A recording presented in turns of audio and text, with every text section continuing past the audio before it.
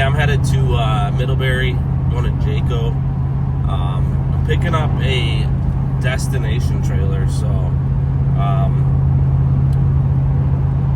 told it's not very heavy. It's a Jayco destination. The only destination trailer I've pulled previously was an Alliance, which I'm told is much heavier. And that was a workout for my truck. So I want to say that one was like 14 or 15,000 pounds empty. So we'll see how this goes. I mentioned to my dispatcher that I was willing to do it, but I wasn't sure how my truck was going to handle it, since being a single wheel 350. Oh man, we're hitting some traffic here. That's not good. Single wheel 350 without airbags. So I know for a fact I would not be able to probably... I mean, could I do it? Yeah, the Alliance. I could have towed it to a destination, like our dealership. I only moved it to our storage lot, which was like 10 miles. But pretty much anything above like 50, 55 with that trailer was sketchy. So I'm hoping that's not the case with this one. But when him and I talked, he said if I get on the road and it's not comfortable or I feel like it's not a good idea, then I can just bring it to our storage lot. So that's an Elkhart. So we'll see. I'll get on the road. I'll see how it goes, and if it's not going to be, I'm not going to say like a pleasant drive. Like I'm willing to be a little bit uncomfortable, obviously, but if it's going to be sketchy to the point where it's dangerous, then I'm going to take it to our storage lot. But we'll see. Hopefully it doesn't squat my truck too much. Hopefully it pulls good, and we'll kind of go from there. Because otherwise I have another Alliance fifth wheel I can grab. But when I was looking at the weather, the wind is less today than it's supposed to be tomorrow, so I figured I'll grab the destination trailer today with the lower wind, and then tomorrow they're not calling for like heavy winds, but they're calling for storms. So I figured that towing a fifth wheel, and I think it's a small fifth wheel, like 30-footer, so I figured that'll be better for potential hazardous weather versus pulling a big kite, basically, or a box through the wind and weather and stuff like that. So and this is a little bit shorter run, so it works out good, because I gotta meet up with somebody this evening, that's supposed to be buying my work setup truck power washer so that I can replace it with a different one. So should work out good. Hopefully all goes well, and then we'll get this thing delivered. It's going to Sheboygan, so that's a dealership I go to a lot. They do typically do, like, if you get there during the actual business hours, they will inspect it. So I do have to account for that time, but I left my house, I think it was like 7:15 this morning. Well, I was actually at the gym, but I left my town at like 7:15. Should be getting to Jayco around like 9:30, 9:40 Chicago time, which will put me hopefully up. I'm kind of hoping to be up in like Sheboygan around like 2 o'clock, because I'm trying to get back to like the Wisconsin-Illinois border, where I got to meet these people by like 4. So that gives me, I try to time it out perfectly so that I'm not just sitting around waiting for these people. But it's hard to kind of time it exact, because you don't know hookup time, and like a lot of it's going to depend on how fast I can go with the trailer. If I get on the road and it's a little sketchy and I can only go 55, 60, obviously it's going to take me a little longer to get there than if I'm going 70. And honestly, I'm kind of expecting that I won't be able to do 70 with this thing. I'll be happy at like the 60. worth noting that it does not pay any extra. So I'm gonna have to watch that fuel mileage and see how bad it is versus, like, you know, the other trailers I've been pulling. So far the fifth wheels have been better gas mileage wise, but we'll kind of see. Obviously my dispatcher was saying, like, and he brought up a good point, that when you're pulling like a destination trailer, it's kind of going to decide how fast you can go for you. It's not necessarily you deciding how fast you're going to go with it. But that's kind of true with like any trailer, you know, and the weather and stuff. Like, the conditions kind of decide how fast you're going to be able to go. So still dealing with this head cold congestion. It's just like lingering. It's really not like it doesn't feel like it's getting like any better. So I'm hoping that it goes away. Give it a couple more days, and if it doesn't, then I'm probably gonna have to go to the doctor, get some antibiotics or something. But because it's just still throat congestion in the head, pretty miserable. Not sleeping really well, but we'll see how it goes. I think it'll probably clear up on its own, because my daughter, her cold pretty much cleared up all the way on its own. So hopefully I'm just a few days behind. But yeah, that's about it for right now. Once I get this thing hooked up, I will do a video. We'll go over, see how bad it's squatting this truck, and then we'll see how it is when it's on the road. But I mean, I'm kind of excited. Just to pull it, just to say I've done it. I don't know why. It's kind of stupid, but you know, and if it goes well, then at least I know I can help out, because he was saying that a lot of these destinations are starting to pile up, and you got to get them moving. So I'm looking to pull something this weekend. So I told him that you know, either Saturday or probably Sunday I'll look to deliver something. So, you know, if this one goes well and he still needs some destinations moved, and it's not supposed to be too windy or whatever, then I could move one on Sunday. So like I said, I'll film once we get to the trailer hooked up. Alright, I got this really big destination trailer today. Got the chains all hooked up, locked down. That manual jack with this size trailer was rough, because it was sitting all the way on the ground. I got my battery on. It is 41 foot 6 inches and 12,635 pounds empty, or as delivered. So trying to see, GVWR is 14,500. I'm going to be right underneath CDL territory, because I'm 11.5, so 26,000 exactly. I think I got 1 pound to play with, so hopefully I don't get scaled.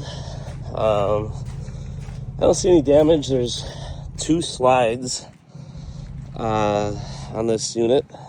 I have to get my plate put on still. It's pretty muddy out here, so I'm not going to go inside. Need to make sure that this door is locked, which it is. That's good. It's got like a sliding door there. This door is to the bedroom here. This is a slide, so it goes out, and it's actually really nice though. It has those big windows in the front, like a nice big closet there, and then above there's a, you can't see, but there's a bunk up there. So really nice trailer. Jayco 40 DLFT. It's a bungalow, that's what they call it. So it's a destination trailer. Gotta find the keys for this thing. Just saw that my screen is cracked. But yeah, it's a big one. It's got outdoor speakers, outdoor lighting, big awning, like I said, a sliding glass door, and a big slide. So it's pretty cool.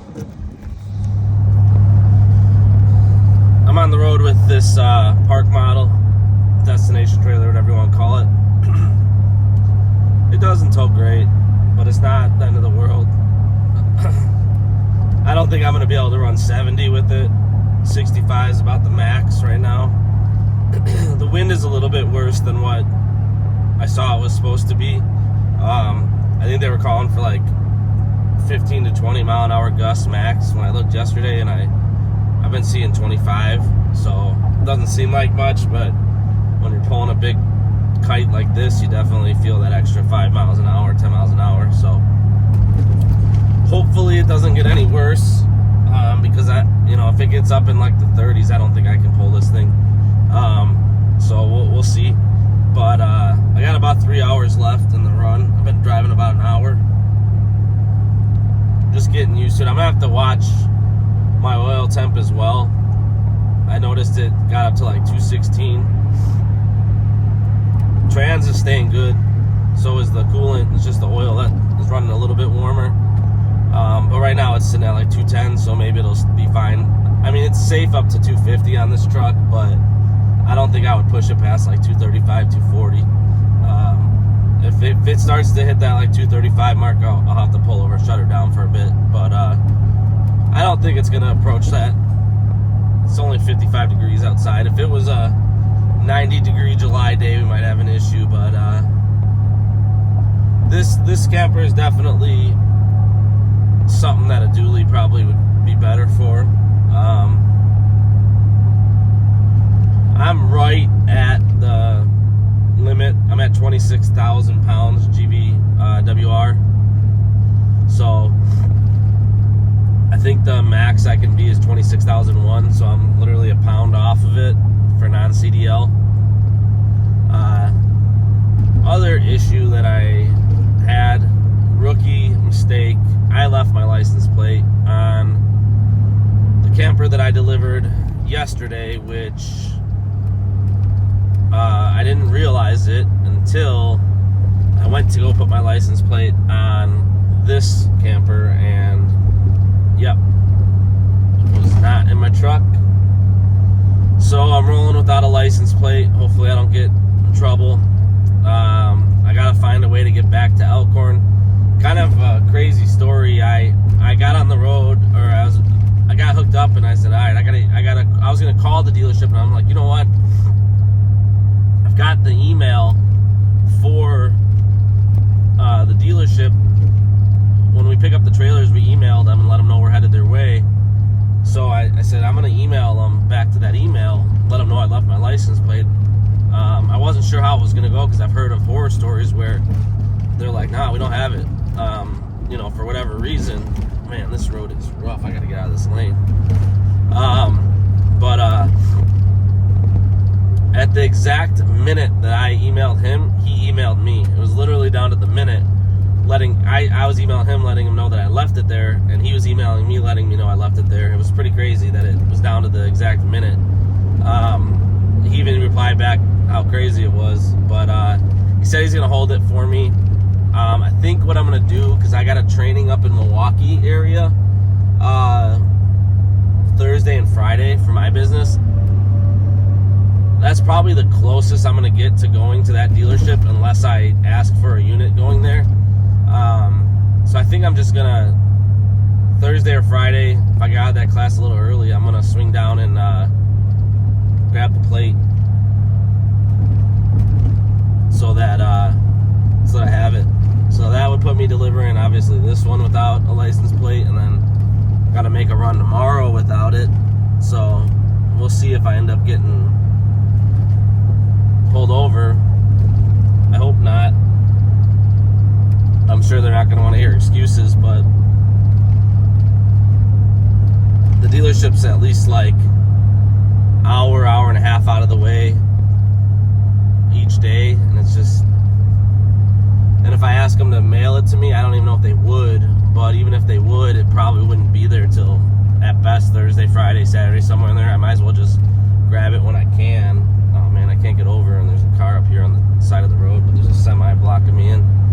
I like to get out of the way, but there's no chance at it right now. Yeah, so, whoa, this lane is terrible. Probably should get out of it, just for the fact that that's probably why that guy blew his tire out in this lane. I'm gonna get over, get out of this lane. But yeah, so I gotta get that license plate. Rookie mistake on my part. I was so paranoid yesterday about forgetting my battery on that fifth wheel, because it's not on the tongue, obviously, it's in the storage compartment, that I forgot all about the license plate. Got my battery though. Glad that they had it for me, glad they're holding on to it for me. But I'm pissed at myself for forgetting it, and I hope I don't get in trouble. And I gotta go through this weigh station. I gotta let this other RV transporter pass me by. I think he's a Horizon driver, and then I'm gonna get over. And this would be a bad day to get pulled into the weigh station and inspected, since I don't have a plate and I'm sitting right at the CDL territory. I gotta get over. I'm trying not to go. My dispatcher was 100% correct that when you're pulling a park model, it kind of tells you what speed you're going to go. You don't get to tell it what speed you're going to go. It kind of dictates it for you, unfortunately. Because it's just not above 65, it's really not comfortable. And when these semi trucks come flying by, it's it sucks you in pretty hard, not gonna lie. But we'll see. It's not closed. I wish they would I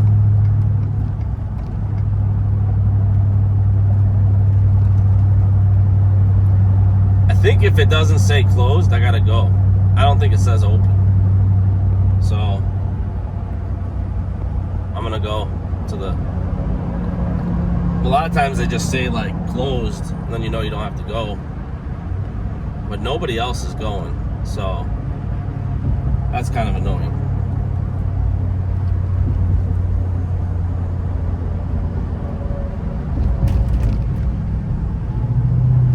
I'm getting the green light though to go in the bypass lane, so that's good.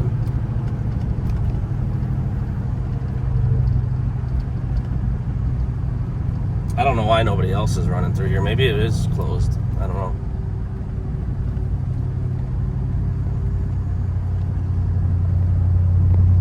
I noticed some of them say open, some of them say they don't say anything, and then some of them just say closed. So I assume if it doesn't say open or it doesn't say closed, I got to go through it. The one that I usually hit going into Wisconsin just says it's been saying closed lately. I'm hoping that one's closed today. But I don't know. I don't know if I don't think I had to go through that just now, because there's literally not one other truck going through it. So kind of wasting my time right there. Tomorrow I've got a fifth wheel. I think it's about a 30-footer. It's an Alliance. That one's going to like Fox Valley. I think it's a little bit further because that pays $670. But the weather's not supposed to be the best tomorrow, so I think I'm gonna leave early, get an early start, so I can get back at a decent time, maybe beat some of the bad weather. I don't know if that's a possibility or not, because I think it's moving in tonight. This one pays $570. I don't get paid any more depending on the trailer, so I'm getting paid the same amount to pull this destination as I would like a 22-foot Jayco. So that kind of, in a way it sucks, but in a way it's good, because I'm not getting like, you know, some guys are getting $1.40 a mile to pull a 22-footer, where I'm getting $2 a mile to pull that. They might be getting $2.20 or something to pull this destination, where I'm still getting the $2. So I was factoring in my tolls and doing the math. It looks like it's like 7 cents a loaded mile is what I'm paying in tolls, and that pretty much stays the same no matter where I'm going, unless I'm going to like somewhere in Illinois, or maybe if I go to Missouri or something. But as long as I'm going to Wisconsin, coming from Middlebury or Elkhart, it pretty much, there's only a couple routes I go, and so the cost in tolls is about the same no matter where I go in Wisconsin, because once you hit Wisconsin, there's no tolls. It's just so like 7 cents off of my pay yesterday. It would be a little less today because I'm going further and I'm not paying any more in tolls. So it definitely affects you more when you're doing the shorter runs. But yeah, I did a video on how much I pay in tolls, and that was like over the last 30 days it was like $850. It's a lot of money in tolls. I don't get reimbursed. I know some of the big companies reimburse for loaded tolls. I don't get reimbursed for loaded or unloaded. So all the tolls are on me. I'm gonna figure out what I pay for the month of March in tolls, and when I do my monthly end video, I'll have that number so that I can factor in, what did I gross, what did I pay in tolls, what did I pay in fuel, so we can try to get a really good look at, what the actual cost is. And then I'll have some added costs, like I bought that 7-prong extension this month, as well as another battery. Maintenance, I do $100 a week, $30 a week for insurance. So I don't eat out on the road really at all. It's probably been a month since I stopped and got anything. Well, that's not true. I think last week I stopped and got a coffee, but that's just because I was feeling sick and I wanted something warm to drink. But other than that, I don't stop. I don't want to take. It's not so much the money as also the time. I don't want to stop driving to stop and get food. So I just pack a lunch. Like lately, I've just been doing chicken wraps with like a protein wrap, chicken, cheese, maybe a little bit of barbecue sauce. It fills me up more than if I stop at, like, let's say I go to McDonald's and I grab a double cheeseburger or something. The high protein wrap is gonna keep me full longer, and it's obviously healthier. So it's a win-win, because I feel like if I eat junk, I'm gonna be hungry within a couple hours, and then I'm not even home, and now I'm starving again. So I think it works out good. And then I just I've got these V8 energy drinks. They're smaller ones. I think they're 8 ounce. So I lately I've been bringing 2 if I'm doing a longer run. I'll drink 1 in the morning, 1 in the afternoon. They're just the V8 energies. And then I try to have like high protein snacks. Like I'll bring like a beef stick or like some trail mix, banana usually. So I think when you're eating better, you don't get as fatigued. So that kind of helps. As far as gas mileage is going to be pretty poor with this unit. Truck is showing 12.6 right now. I think it's going to go down quite a bit because I'm really just now getting onto like the main highway. So I imagine if I can hold 65, I'm going to end up being single digits with this trailer by the time I get up to Sheboygan. We'll see though. It says I still have 58% of my fuel. I filled up yesterday up in Elkhorn, Wisconsin when I dropped that trailer. I think I had like 80 miles home, and then 140 or so to Jayco.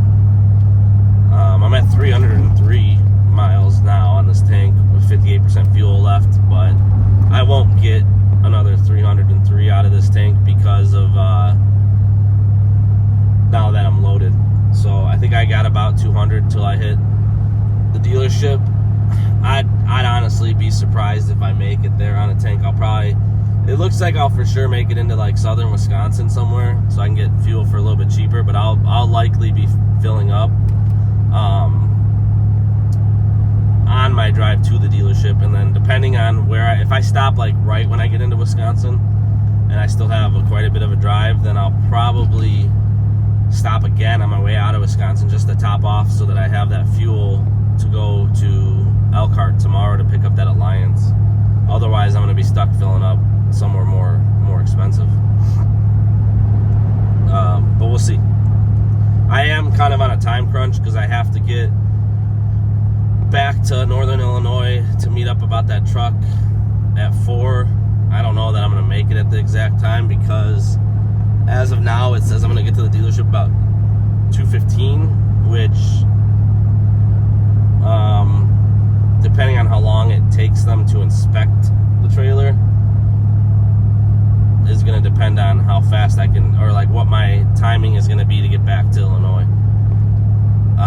But I can have my buddy meet him there, the guy that works with me. So, and but I have to get there because I have the title and stuff. So, but they can start checking the truck out. I'm not too worried about it. That's about it. I'll try to do a video when I drop, maybe. If not, you know, if it starts to get like super windy, I'll probably pop back on. But for now, I'm holding at about 65 in the slow lane, and I'm going to stick with that as long as I can. Hopefully, I can keep it at least 65, because otherwise, it's going to be quite a long trip pulling this thing. But yeah, I mean, the truck's doing fine. It's doing it. I was worried that it was going to be sagging too much. It only brought my front end down a few inches.